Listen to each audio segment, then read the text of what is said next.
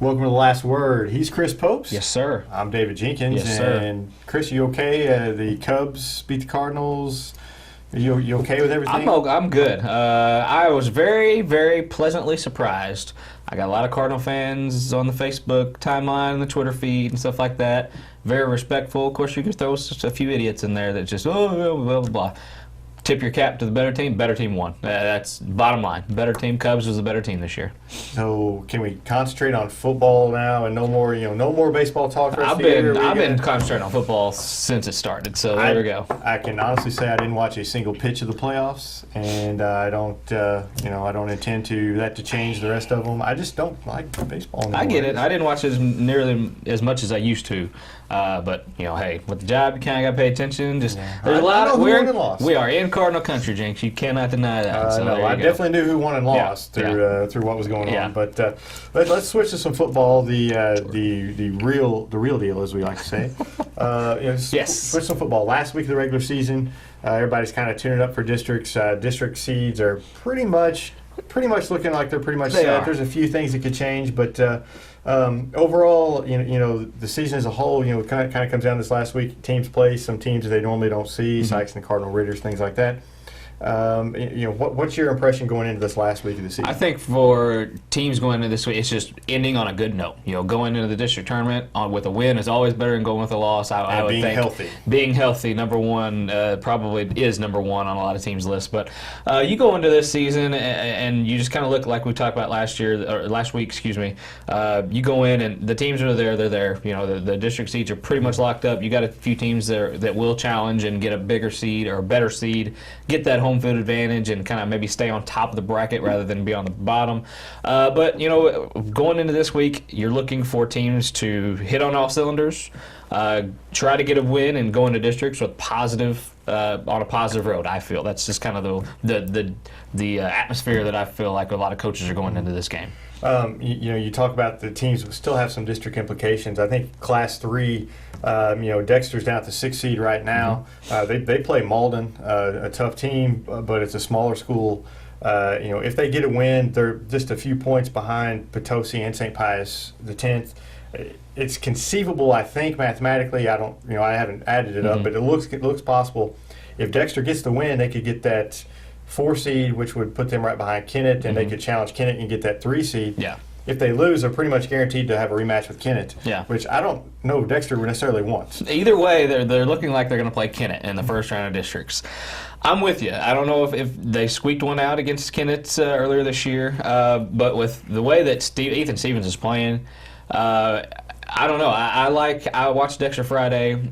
Ethan Stevens is making a very strong case to be the Car Trophy winner or the top quarterback in this area. He can run, he can throw, and he's putting up numbers like a lot of people probably wouldn't believe. I started to say, we were talking about that earlier. He's rushed for over 1,300 yards. He's thrown for over 1,000.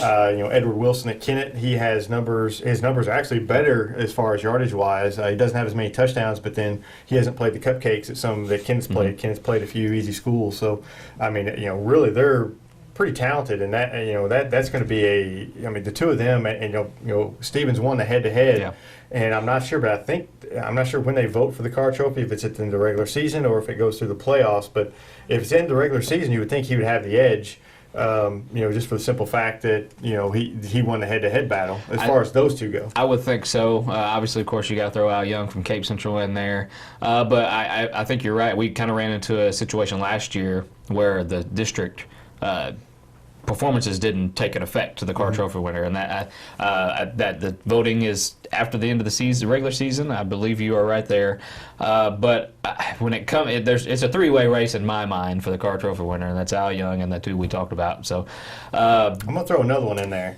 I want to throw Tristan Francisco in there from Poplar Bluff, because he's had an outstanding season, and he can still put up some huge numbers against Normandy. Normandy's terrible. He could have a huge night, put up some. He's already put up some big ones. He could add to those numbers too, and he could throw him in the mix. He's really kind of turned Poplar Bluff around. So there is. I've noticed in my just kind of short time of dealing with the Car Trophy and the SEMO Conference and stuff. The top award usually goes to the player on the best team, and there's some merit to that. I think there's an argument to be made either way.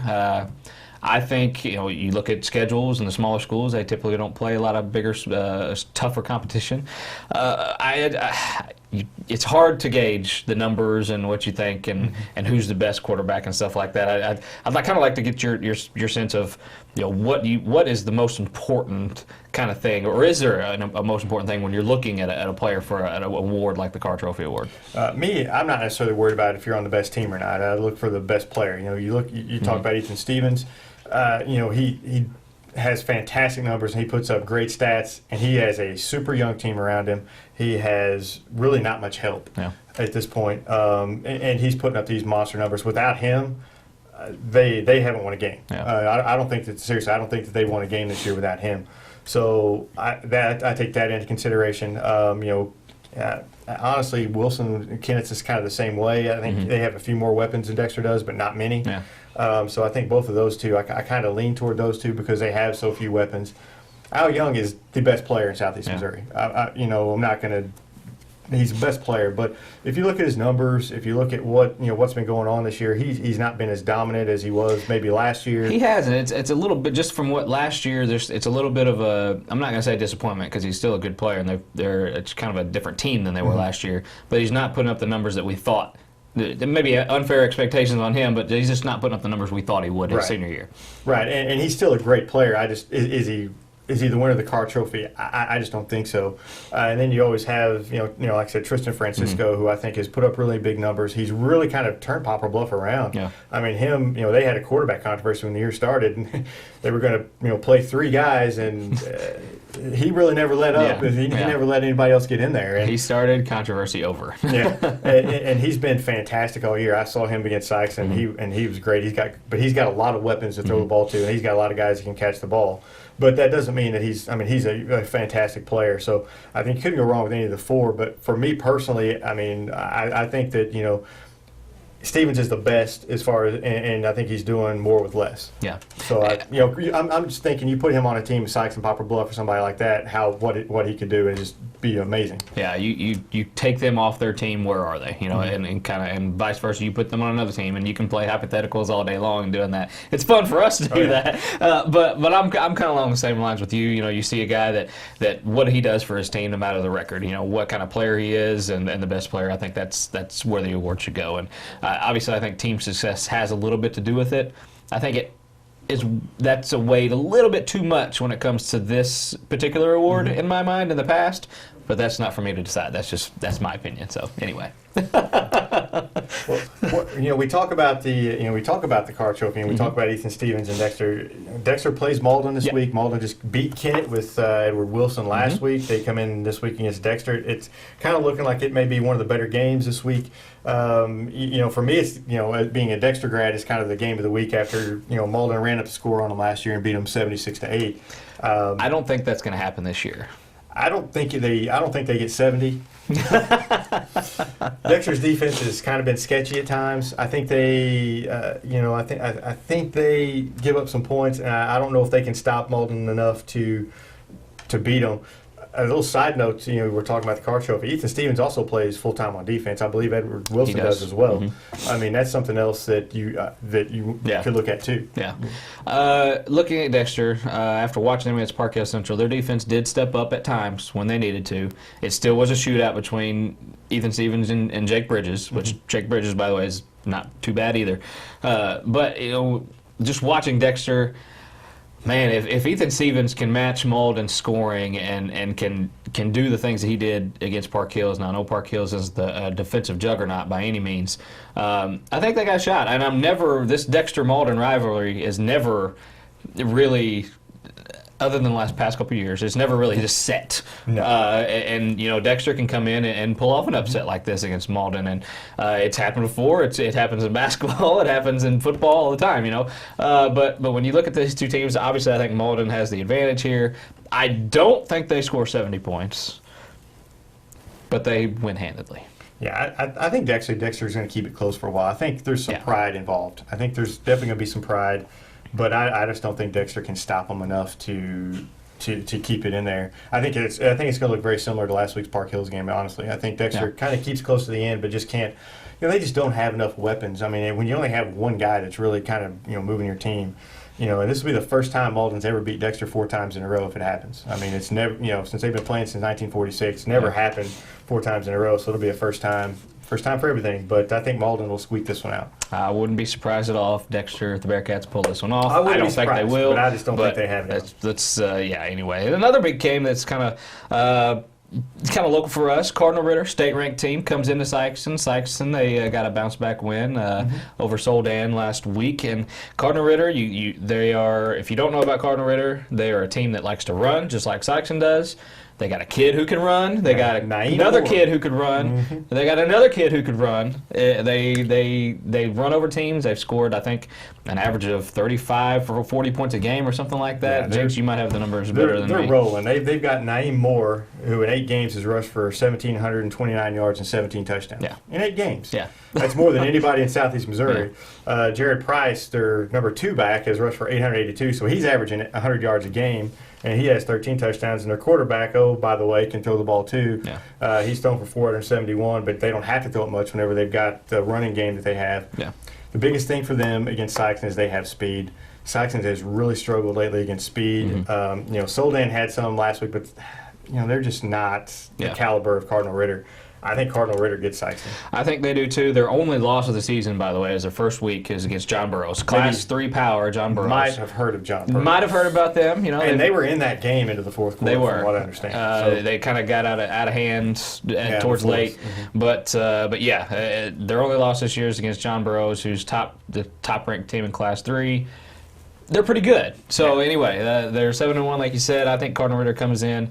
They have beat Sikeston 3 out of the last 4 years, if I'm not mistaken. I think that's right. Yeah. They ended Sikeston's undefeated team 2012. They were 8-0. Cardinal Ritter beat them. Won again, and then Sikeston beat them 20-0 last year. So they've won the last. That was the thing last year. They didn't. Sikeston kind of handled them, but it was closer. It was pretty close. I mean, it was a lot closer than what people thought, 20-0. Yeah.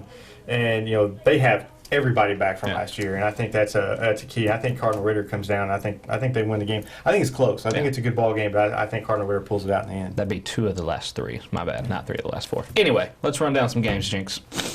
Let's go Crothersville St. Genevieve. Yes. That's another big game. Crothersville, they're trying to hold on that 2 spot in districts. St. Genevieve is a very good team. They are, and that's why I'm picking them at home. They beat Park Hill Central very handedly. Crothersville, they're another team that has a great quarterback in Peyton Faulkner. We've mentioned him time and time again. But I think on the road at St. Gen, would not at all be surprised to see Crothersville run away with this one, but I'm going to say St. Gen at home. Yeah, I think St. Gen wins this one at home. I mean, their only loss is to Valley. They lost pretty big to them, but everybody's losing big to Valley. Yeah. So I say St. Gen. Exactly. I think Valley scored 70 points again last week. Anyway, Chaffee at Kelly. Who you got, Jinx? Chaffee, because Kelly can't stop anybody. Chaffee can't stop Maurice Davis, but Kelly can't stop anybody. Chaffee wins it. Chaffee found themselves in a bit of a shootout against Jefferson last week. They can put up some points. They found a passing game in the second half. They did, and they're a very young team. They're going to be pretty good in the next few years. East Prairie travels down to Kennett. Jinx, I got Kennett. The Kennett Edward Wilsons, by the way. Too much Eddie. Too much Eddie Wilson. I think they get past East Prairie. East Prairie just hasn't been the same since they lost Brett Ellis, and he's back with them, but he's not 100%. I take Kennett. Yeah, I'm with you there. Herculaneum travels down to Charleston. Jinx. I'm going Herky. I don't know. I didn't want to see another winless season for Charleston. I'm going to say this. Charleston has a chance in this game. Herky, they do. Herky, they're not world beaters. Herky's they're a team. They're going to come down. Charleston can win this game. I think Herculaneum pulls it out, but I think it's close. I agree. I think they definitely have a shot. And then, hey, get at it. Because week 1 district, Malden's coming. So there you go. Jackson at Miller Career. I got Jackson in this one. Jackson. I think Jackson's just a little bit better coach than Miller Career, but I think that's going to be a shootout up there. And Jefferson put up 2,000 points against Charleston and another 3,000 yards, against Chaffee, another 3,000 yards against Chaffee last week. I'm going Jefferson over St. Vincent. Yeah, they'll put up 50 on St. Vincent. Malden at Dexter. We already got Malden in that one. Normandy travels to Poplar Bluff. I'm taking the Mules in that Normandy's terrible. Poplar Bluff. Perryville at Scott City. Now, Scott City's a team that's kind of took a little bit of a slide. They lost to Redbud. Big slide. They lost to Redbud last week. What's going on, Scott City? I'm taking Perryville. We were talking to Scott City is one of the sleeper teams this year. They fell asleep. I'm taking Perryville. Perryville. I'm taking Perryville as well. Scott City, the slide they had is not looking good. Portersville at New Madrid. This is another one that always kind of scares me. New Madrid can always come in and upset the Portersville team and the county rivalry here. You know I'm taking my Portersville Bulldogs on that one. I'm taking them huge. They put up 50. Do not be surprised at all if New Madrid comes out and wins this game. Portersville puts Don't up, do it. Portersville, I'm taking Portersville Portersville puts up 50. because that's a smart pick. But don't be surprised about New Portersville Madrid. puts up 50. Ridgeview, Illinois at Hayti. I'm taking the Hayti Indians. Ridgeview's rough. And Cape Central, they're going to close out the season with a win over Riverview. Another Gardens. team that's rough, Riverview. Whew. Yeah. Some teams had that scheduling down pat when they scheduled it for week 9. They did. We'll see you next week. We'll have a big show. We're going to be talking about the Yes. districts, and the districts will be kicking off. So we will see you guys next week on The Last Word.